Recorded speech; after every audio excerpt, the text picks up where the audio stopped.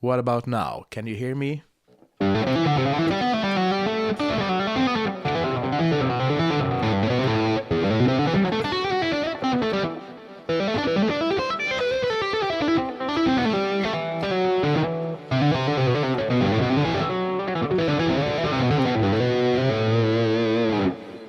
All right. You should be able to hear me now. Yes, yes, yes, loud and clear. Can now hear you. That's awesome. Thank you for the confirmation. And yeah, as soon as anything is not working, just let me know in the chat. I have the chat here on this side of the screen, so yeah, I can see what's happening. So, welcome to the Scarguitar Show, episode 24, I think it is.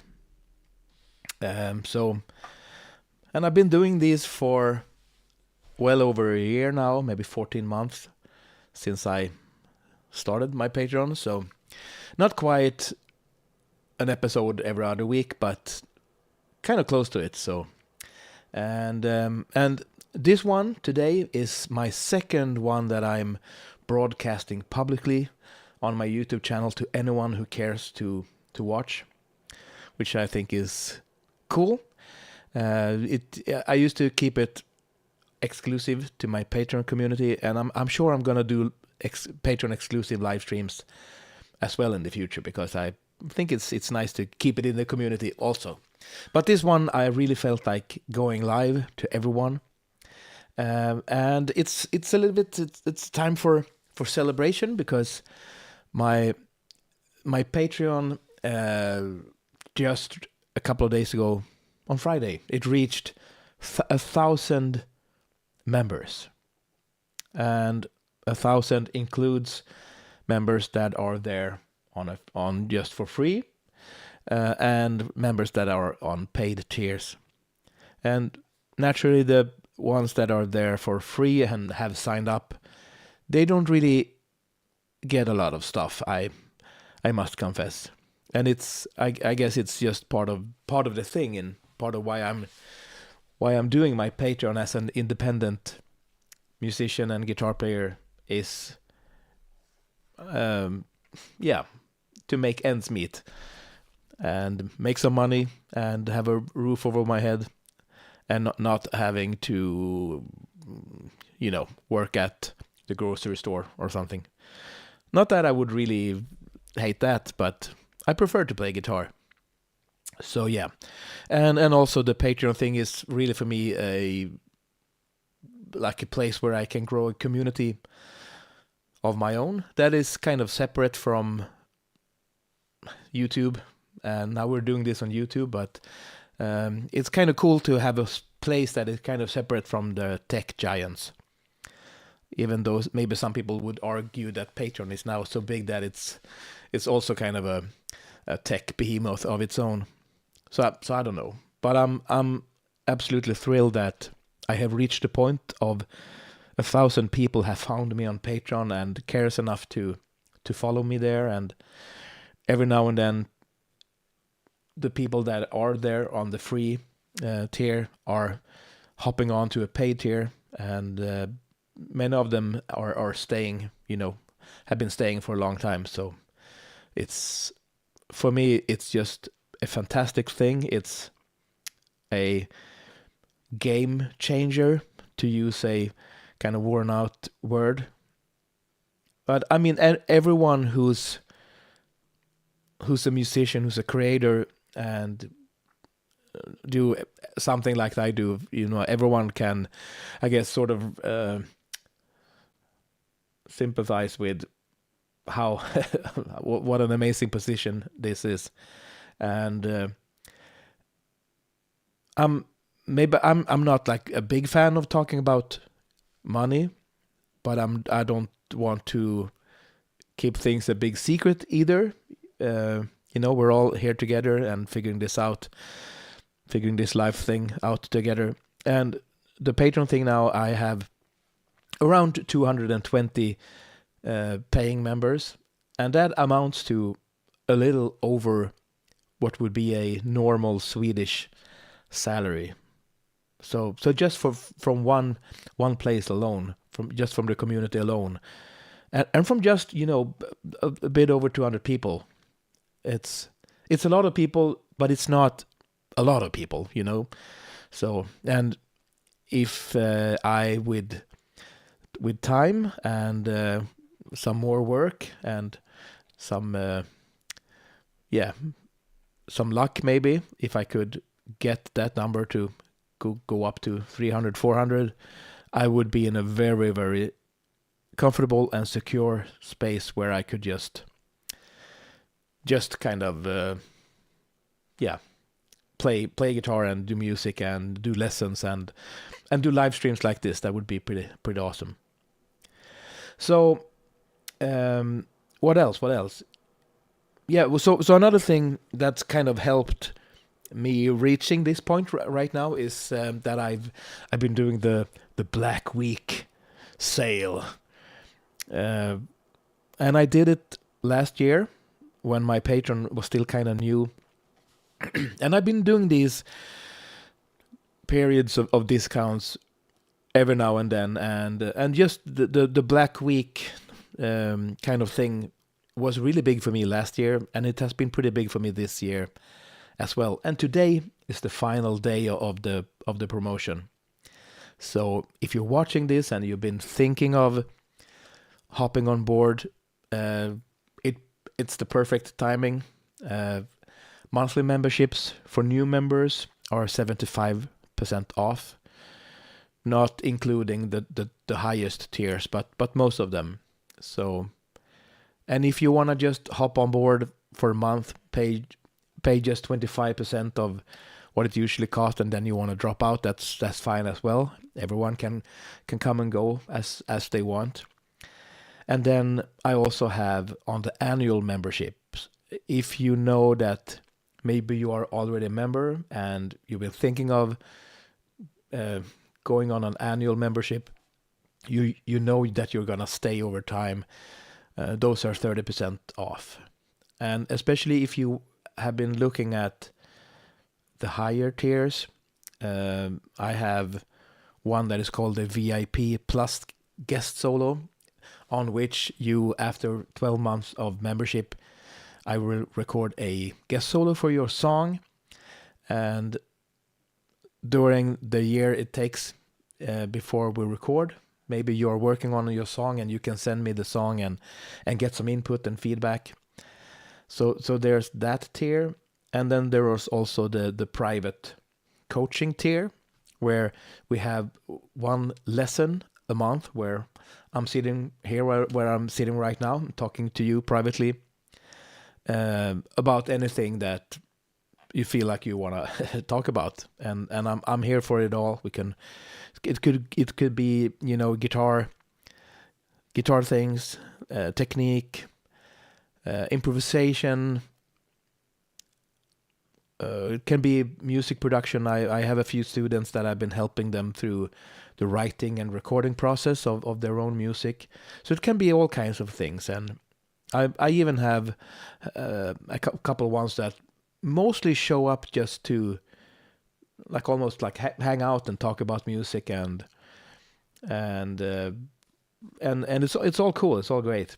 And at the private coaching tier, in between these monthly one-on-one sessions, I'm available for feedback. You can send me your music or your work in progress, or I have a few students who are working on improvisation, so they send me short videos of them improvising and showing me where they are with their process. And I feel like that really helps them being kind of accountable for their own progress, because they know that I'm there and I want to hear where they are at. So they send me their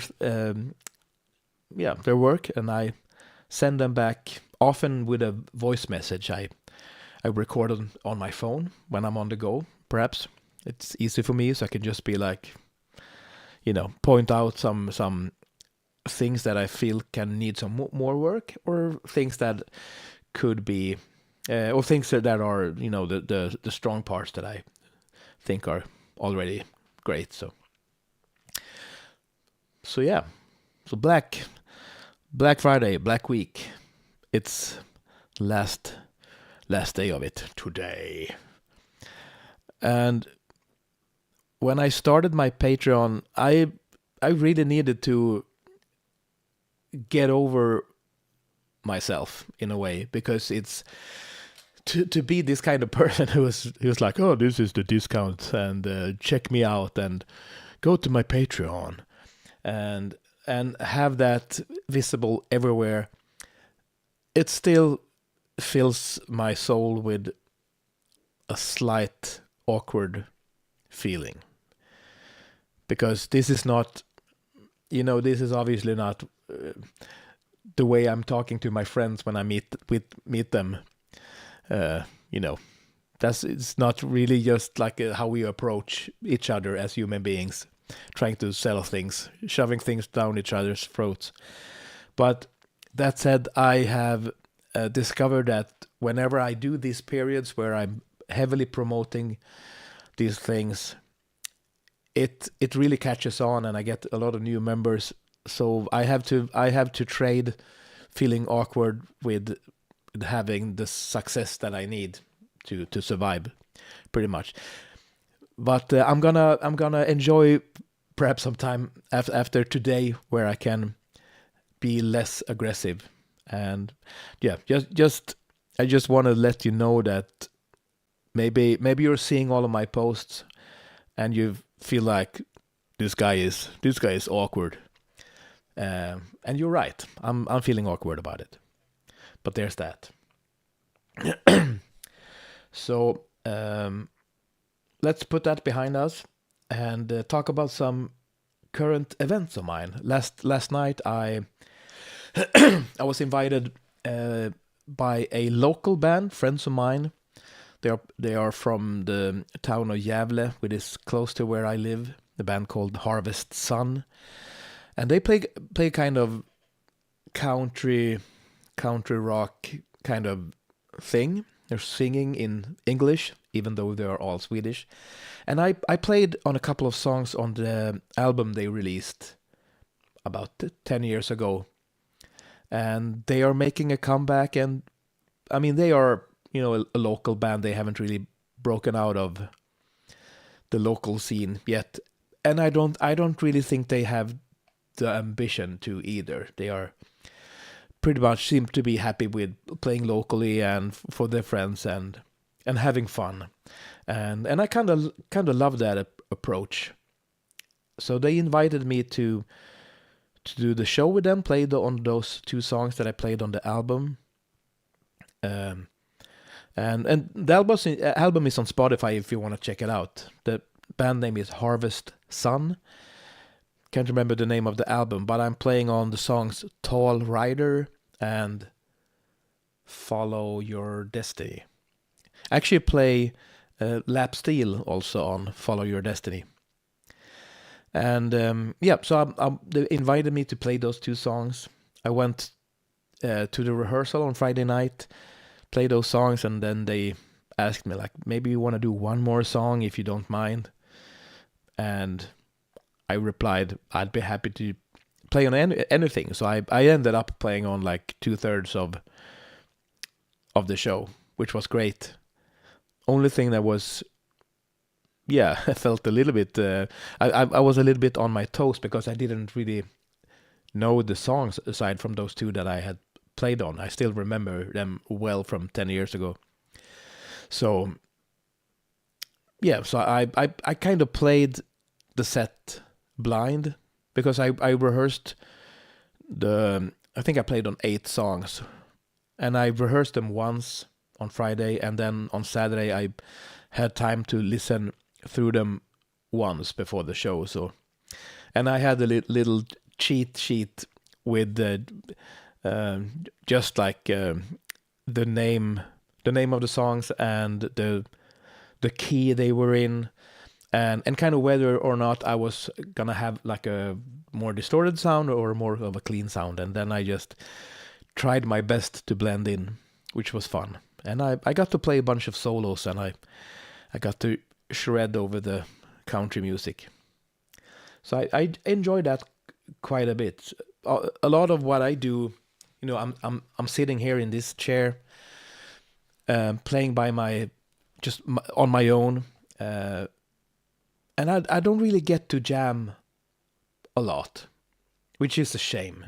I wish I could do it more, and maybe I mean that's on me. It's something I could go out and look for. Also, I have plenty of musician friends here. Maybe it's a combination of being stuck in one's ways, that I'm so used to doing things on my own that it's also becomes a comfort zone, and also just life, being a parent to a small child and running your own business and having often to work a lot. But yeah, it was really cool to get to jam a bit. So, and speaking of that, I also got to jam Thursday and Friday. So, a friend of mine, he had Mats Öberg visiting him. And if you don't know who Mats Öberg is, he's a Swedish keyboard player. He's a few years older than me. I think it's 54 or something like that. And he's an absolute, he was a child prodigy, blind from birth, started playing when he was maybe 2 years old. I think I heard in an interview he said like the first thing that he played was when he could reach the piano. He found out how to play like the ambulance, he learned to play that in the right pitch, because also the guy has got perfect pitch naturally, which I'm totally envious about, because I can't tell C from G ever, so that's kind of sad. But he's like an absolute monster, and like pretty much the only thing that he's done in his life has been music. So, and like imagine having perfect pitch and being like a super talent, and then you don't do anything but music for your entire life. Like imagine what kind of a library of music a guy like that has in his head. It's just amazing. And so he can whip out tunes like you wouldn't believe. It's incredible. So we were at our and I've known Mats for a long time. I used to have a Frank Zappa tribute band about 20 years ago, and we did a show where we invited Mats to play on like the last 5 songs or so as a special guest. And we've sort of been friends ever since, though it's we rarely meet or talk. It's just a very rare thing. And now I went to our mutual friend's house, Bertil Felt, who is a local celebrity kind of in where I live. He's a legendary teacher in our neck of the woods. So they did a show on Thursday, and on Thursday night I went to hang with them, and we took some Chinese takeout, hung out, talked about music and things. And yeah, I forgot to mention, so maybe Mats' biggest claim to fame still is in 1988.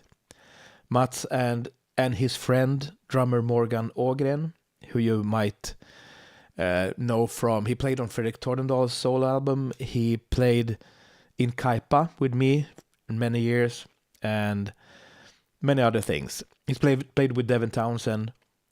And so Mats and Morgan, they basically kind of grew up together, played together, and they have been like a musical super team ever since. And in 1988, they were, I think Mats was 14 and Morgan was maybe 20, 19, 20. He's a little bit older. And they got invited to Frank Zappa's last show we ever did in Stockholm. He had heard about these two guys from the northernmost Sweden who kind of claimed to know like a big chunk of his discography. And with a big chunk, I mean the majority. So he invited them up on stage during like the jam section of the show. And you can find this on YouTube, the audio of it, and it's spectacular. And they start jamming, and yeah, it's just they're just like two of the most incredible and wonderful musicians and human beings that you can ever imagine. And I've been fans of them for many years. I have many of their albums, and I've been lucky to have played with both of them. So anyway, Thursday night, after eating some tasty Chinese takeout, Bertil, our host, he pulls out one of his old acoustic guitars. And a guitar that probably hasn't gotten a lot of love in a long time, because Bertil is not really a guitar player. He's more of a horn player and keyboard player. So the action is super high and difficult to play, but still like he's setting me up to jam with Mats. So I'm gonna go for it. And instead of plugging in like a nice piano keyboard, some like what I'm having here, he puts Mats, and you have to put Mats places where, since he's like absolutely blind, so you have to like show him where to go. So he puts it at an old, I'm actually not sure what it's called, but it's an old organ where you have to like pump air with your feet. So you have to constantly, almost like you do with a what is it with words today? This kind of thing. What is even the name of that? Accordion. Yeah, where you have like to push in air, and you do this with your feet on this thing, and it's like two keyboards, and harmonium, is that what that's called? Yeah, so he's playing that, and that's like a very peculiar sound, especially if you're Swedish, because these used to be like in churches and in schools. And I remember being like 7 years in school, and our teacher played this harmonium and sang Christmas songs, and we got to sing as well. Yeah, so we ended up jamming for I don't know how long, an hour or two, with just harmonium and acoustic guitars, and we played a whole bunch of Zappa songs, things that I haven't played or even listened to in like 20 years. So some of it was remarkably enough still there, but there was also missing pieces. But just the vibe of it, and Mats, who is in his genius, is just able to recite just such incredible amounts of music. And we played some other songs, like well-known Swedish songs, and that you probably wouldn't know, the ones of you who are not from Sweden. But it's just such an incredible thing to jam with someone that is that much more advanced than yourself. But even though he's like a way more advanced musician than I am, he's it's like he's still waiting for me, for me to he's not playing and leaving me behind, which is kind of a beautiful thing. So yeah. And then Bertil and Mats, they came and visited me on Friday as well, and I had Mats, he got to try out my North Stage 2, and he used to own one of these, and I think he owns the the latest iteration of this instrument, and it's really incredible to watch him because I mean he's completely blind, but he finds his ways, and he's like he asked me like, Per, is this like where you have the waveforms, and is this where you have the samples, and he still remembers a lot of like the layout and architecture of all these buttons, and some other keyboards that I've seen him using. This one is great because you have like most of the things just laid out on their own little knobs. But there are other keyboards where you have to dive down into menus and submenus for the submenus, and he can find his way through those because that's he had to figure things out like that, in able to to be able to do it without always having someone guide him, and I just think that's so cool. I visited his apartment many years ago, and one of his walls were just like IKEA bookshelves with CDs, and he had vinyls as well. And I gave him one of my CDs, and he goes like and feels on his CDs and goes to the right place, and he puts my CD in. Like his has everything cataloged, and if you ask him to like bring you CD, he just like goes through them. I guess he counts them or something, and then he brings the right one out. So I guess he lives in a bit of a different world than the ones of us who are blessed with sight. Yeah, so that was also some jamming, and I quite enjoyed it. And let's see what we're gonna talk about next. What did I even post about? Right before I went on this stream, I was tucking my son in, and I fell asleep. So I woke up just a few minutes before. So I need to collect myself. Yeah, so I had tonight's topping: celebrating 1,000 Patreon members. Check. The last day of Black Week. Check. I played a show last night. Check. Jamming with Mats Öberg. Check. So I have one final thing, on my agenda, and that is prompting AI backing tracks. I don't know. So AI is kind of a loaded thing, right? We are all,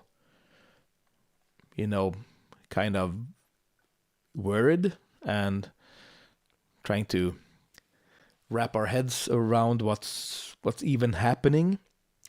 And I did a video for one of my songs, "The River That Remembers Nothing." I did that with help from AI. I had a couple of just pencil drawings that I animated with a AI video tool. And I mean, when I hear AI generated music, it makes me feel a bit sick. But when I got to use a tool like that, because I'm not an artwork, I'm not much of a visual guy in that sense. I don't.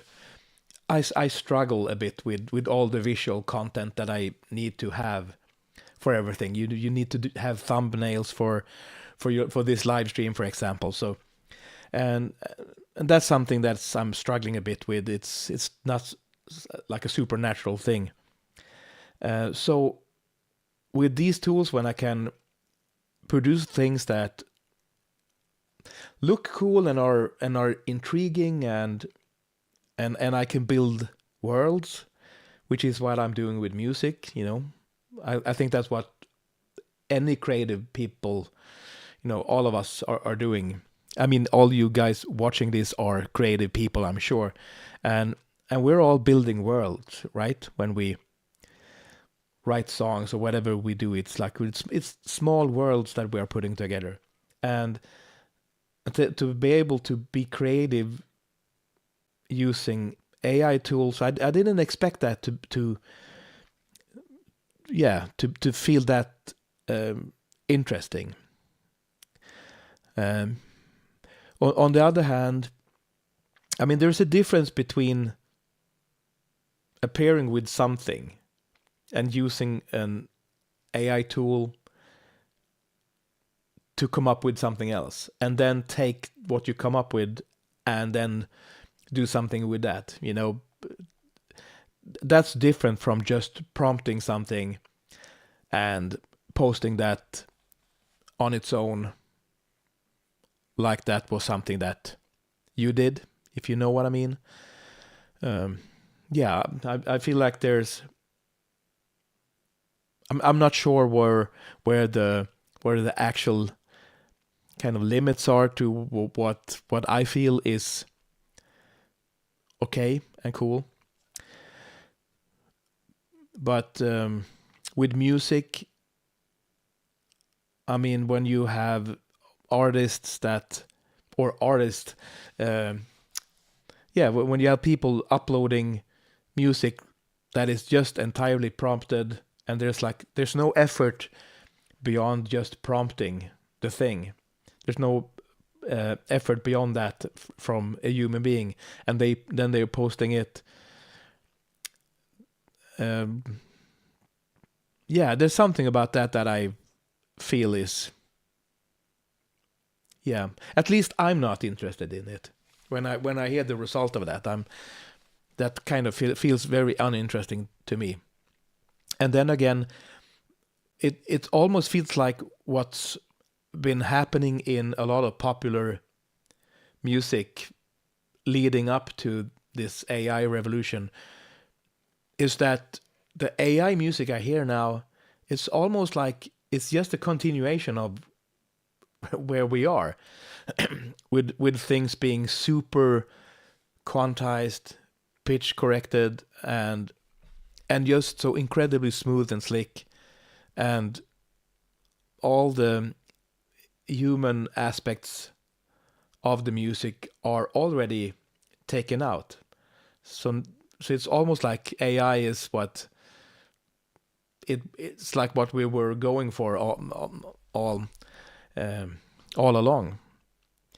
So, and yeah, I can't really imagine what the world will look like for us creative people in just a few years. I don't know. I don't know if any of this will be relevant and valid. I don't know if I will keep up a career, or if it's just gonna be like a big meltdown of AI slop, and no one's gonna know, and AI is gonna get better. So maybe it's gonna start sounding like, someone can just prompt Per Nilsson and it sounds exactly like me, and no one can tell the difference. Like I guess that's everything is pointing at that direction, that can happen.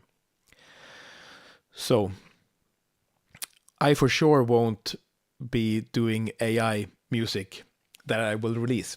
But one thing that I was thinking about was to try using AI for backing tracks, because creating backing tracks that you only use for practicing, it's like a tedious task to produce nice sounding backing tracks, and then the purpose of them are for you to practice on, and you won't release them and be like, here's my new song. It's not the purpose of them. So and a lot of backing track creators that are out there, when I listen to them, it's like, I mean, it is hard to make backing tracks that sound really good. So and they also always sound like super quantized and so on. So maybe using AI could be a cool thing. And I actually have let me see where I have it. I have Suno So I'm gonna prompt something, and I don't know what I'm gonna prompt. Like I don't know how detailed the instructions it can handle can be. Can I suggest a chord progression, a style? I don't know. If you care to give me some suggestions, like what kind of style would you like to hear? What kind of instrumentation? What kind of chords or scales? Let's put something in. I'd be happy to take some ideas from the chat, and I'm gonna roll a track that I prompted, and I'm gonna play over it. And I actually haven't sound checked it, so let me know that you are actually hearing things.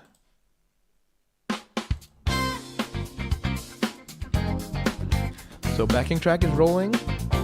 You guys hearing this?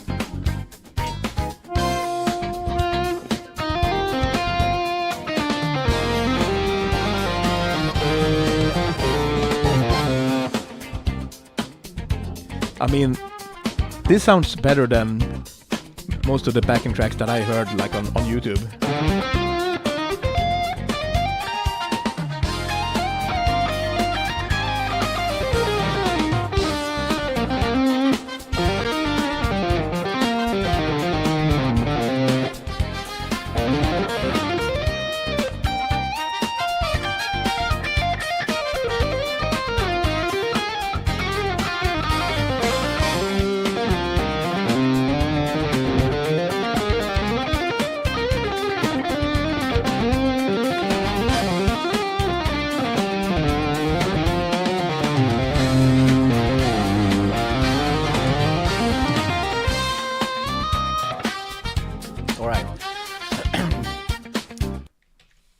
So, creating backing tracks to practice melodic minor modulations over is always challenging for me. Melodic minor modulations. Okay, I'm gonna run with that and see what we can do. Song description. What kind of style? Let's do jazz fusion.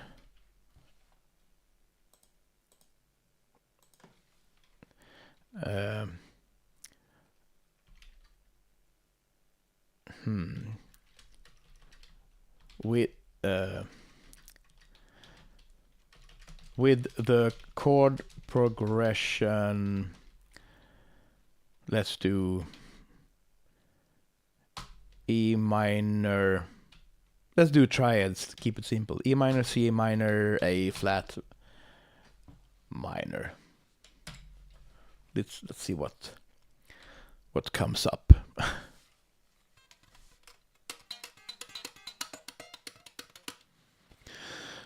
Let's see what Joey writes. Suno does not recognize artist, musicians, band names. You need to best describe what Scarguitar sounds like and cross your fingers.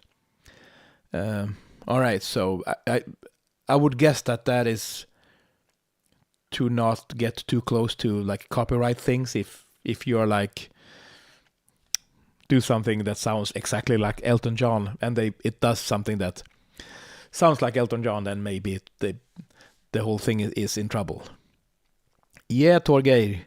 Bald Man Music Magic backing track. That's what we're gonna call this. So, all right.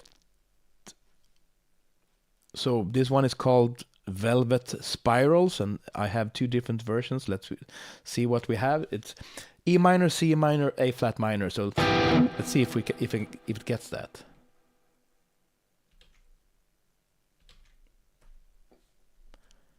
Doesn't start yet. Let's see what's happening.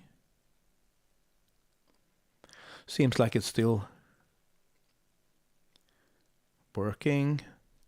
Oh, and then I have so this one is using one of the like AI engines, and then there's the new one that I get a preview of that I need to upgrade to hear the full song. But let's see if we can hear that.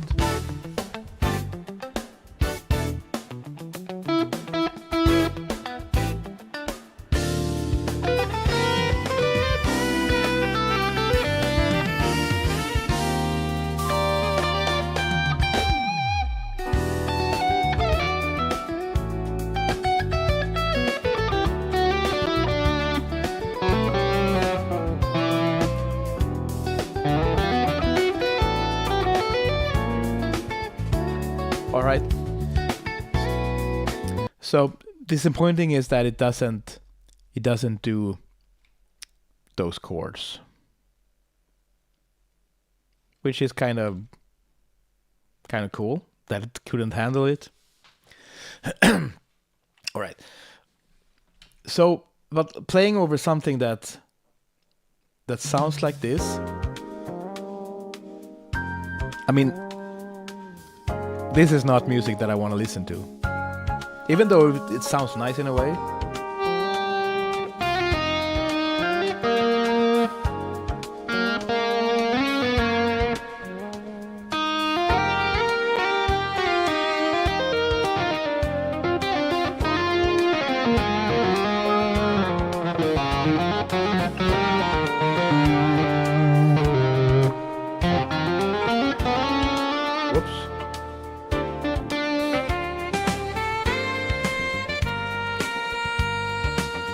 This is like the worst shit I've ever heard. I'm gonna try make something weirder. What's the weirdest thing we can think of? Or maybe not super weird, but let's do Swedish folk music played with distorted flutes, super high tempo, major key. Maybe it understands major key. Played on the moon. What's that gonna sound like? I have a feeling it's not going to be super impressive. And it's going to take a few seconds for it to generate, so I'm going to see here what Andreas is writing. Good evening, Per. What do you think about practicing one chord type, like a simple minor triad through all 12 keys, let's say through the circle of fourth?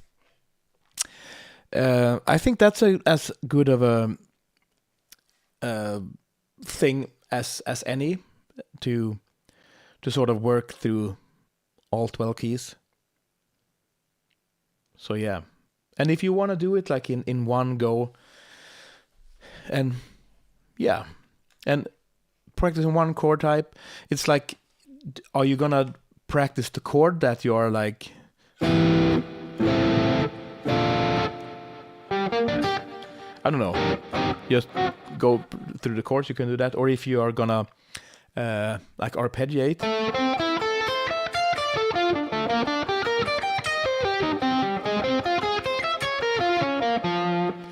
and so on, you could do that. Or if you want to have like a backing track and you solo for 2 bars on A minor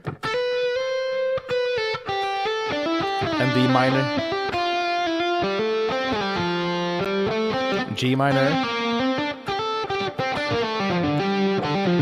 C, and so on. I mean, you can do that. It's just one way of doing it. It's a good idea to at some point have gone through all 12 keys, no matter what you're practicing.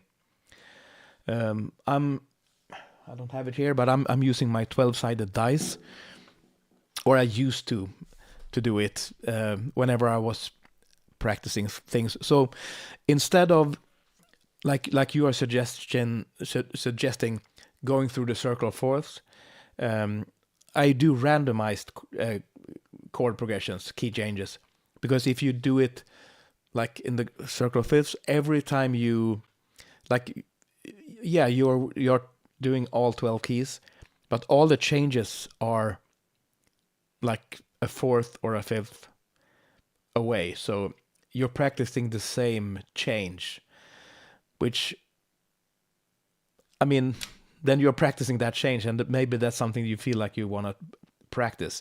So that's cool. But if instead you have more of a randomized thing, and if you have a 12-sided dice, for example, so each number represents one key, one being C, two being D flat, and so on. You can generate, every time you sit down to practice, you can generate a new chord progression, and you can do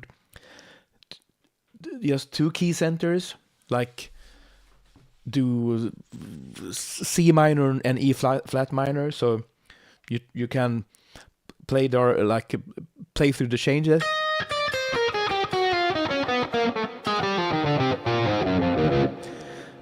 Or you can improvise C minor, E flat minor, C, E flat, C.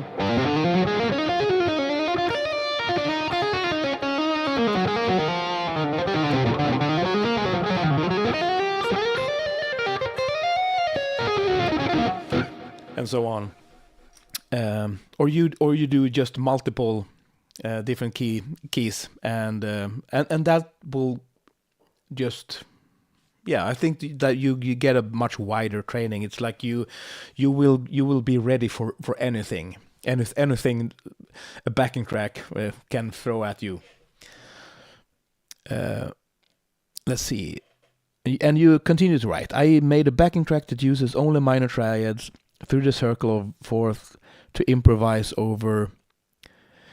I guess it's more commonly referred to circle of fifths, but I mean the thing goes on one way it's fifths, and the other way it's fourths, depending like on which, if you go clockwise or counterclockwise. So you improvise with many different choices: modes, arpeggios, superimposing, pentatonics. Yeah, I mean the idea of trying to practice over as many different scenarios as possible, it's a good thing, and highly recommended. It's the kind of workout that maybe it's not for everyone, and maybe it depends a little bit on what you want to do. If you're only gonna play the blues, if that's your only interest, maybe you don't need to subject yourself to this kind of super difficult practice. So let's see if that backing track is done. Okay, so let's reiterate. Swedish folk music played with distorted flutes, super high tempo, major key, played on the moon.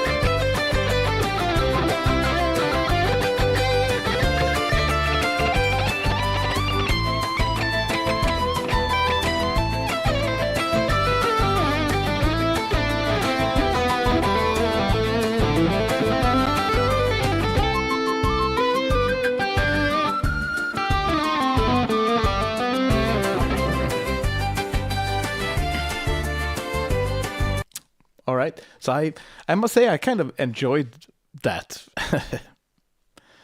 Yeah, the future is here.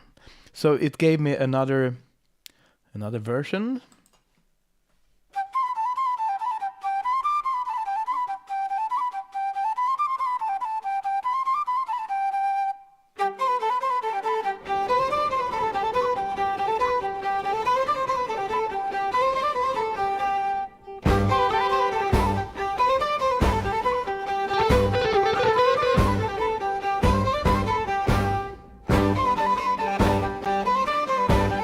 Yeah.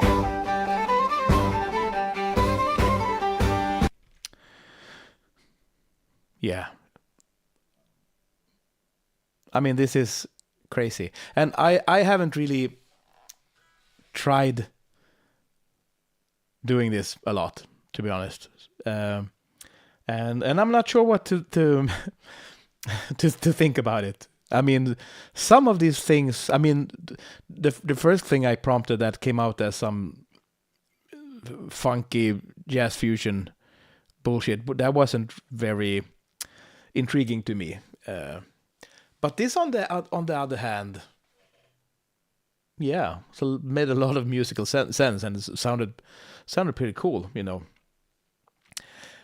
And yeah, and just by prompting, you can get something that you can enjoy listening to and play to, and it's a strange new world indeed.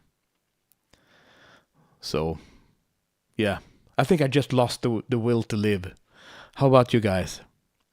No, not really. I mean, for me personally, like one big part of this is, you know, just the personal satisfaction and enjoyment of getting to express yourself musically. It's like what my life is all about. So I'm gonna continue doing that. But maybe I will do it over some AI backing tracks every once in a while. And I've been thinking, like, for my YouTube channel, like, part of being an artist in this day and age, it feels like you are almost, it feels like you almost have to flood the social medias with content to stay relevant, and I have noticed, because I've been experimenting this past like half a year, I've been experimenting with what happens when I go in and when I'm super active on YouTube, and when I post things several times a week or even every day, and I also put in, like, follow me, join me on Patreon at the end of videos or in the caption. And I notice when I do that, my YouTube channel grows, and I don't make a lot of money from ad revenue on YouTube. But when I started posting more, I could see it growing. Like in 1 month, or in 2 months, I made like $150, which is, I mean, it's every little bit count, you know. And if that was something that I could rely on and grow and have that as a part of the bigger thing, I mean, that would be great. So, and also I saw that whenever, like, I had those periods where I was posting a lot more on YouTube, people, you know, more people came into my Patreon and stayed. So there's that. So it's like you have this kind of burden of producing a lot of content, and it's not realistic for me, for example, to do a lot of YouTube videos with where I play over backing tracks, you know, because if I make them myself, it takes too long. I'd rather spend that time writing Scarguitar songs or solo music, and it kind of sucks if every YouTube video is just me jamming without any tracks. So I don't know. Maybe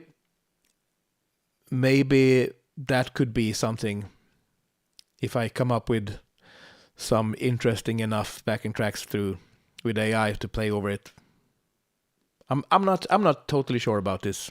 I mean, some of these tracks, like the funky jazz fusion thing, that pretty much sounds like a lot of backing tracks that you can find on YouTube. And I was recently checking out a pretty big backing track channel, and to me it seems like a lot of those tracks are, or maybe all were, AI generated, because they just had too many backing tracks uploaded in too short of a time to make sense. So there's that. So I don't know, what do you people feel about that?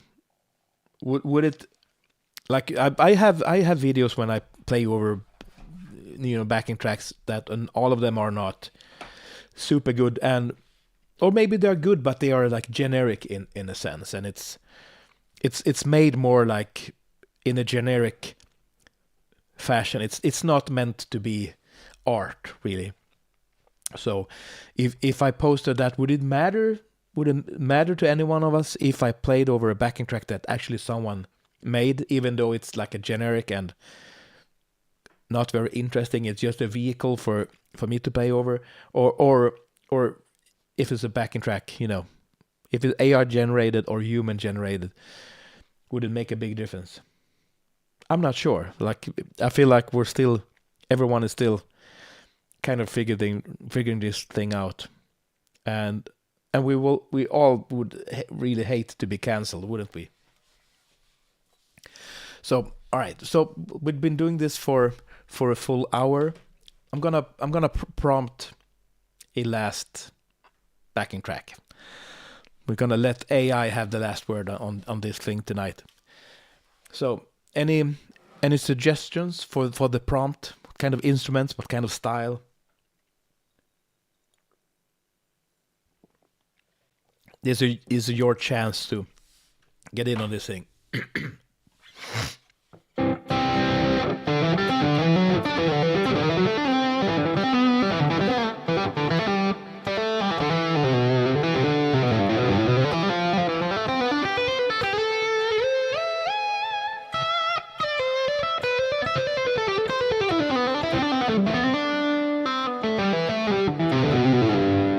So yeah, so I know there's a bit of a latency from me talking to I see reply in the chat. It's actually a little bit longer than it's actually comfortable, which is why I'm pausing here for a little bit if I get a suggestion for the prompt.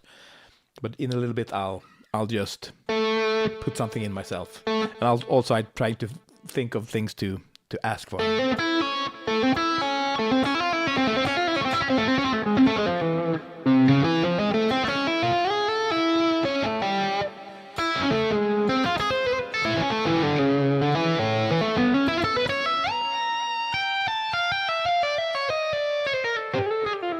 All right. Okay.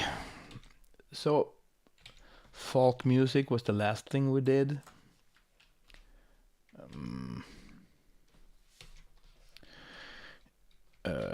Evil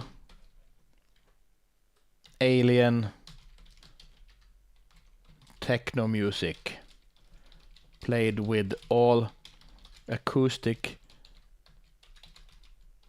instruments in a slow, menacing tempo. What could possibly go wrong? Invaders in the Dust. It gave it a name. So in a little bit we're gonna hear this. Oh, it's evil alien techno music.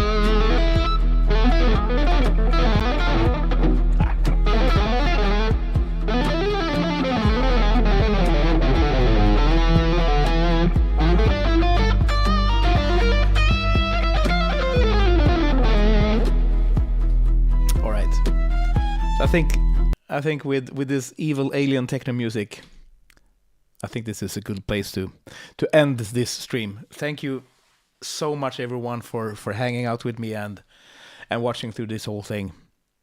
And yeah, this is your last call to get on the Black Weekend deal on my Patreon. Open your hearts and your wallets in this late November time. And yeah, let's stop it at that. Hugs and kisses. All the best to everyone. I hope you have a great start of December and the new week. My son, who is 6, he's super excited about the 1st of December, because that means we get to start opening the julkalender. I don't know if you have that in all your countries where you are, but basically we have a TV show, and there's another show on radio, and where they tell like a story, and you get to follow it. You have like a little thing where you open a little thing every day, and you can get some information or see something underneath. So leading up to Christmas Eve, where you open the last one, and then you get the conclusion of that story from the radio show or the TV show. It's kind of cool. So exciting times. So that said, take care, and I'll see you soon enough,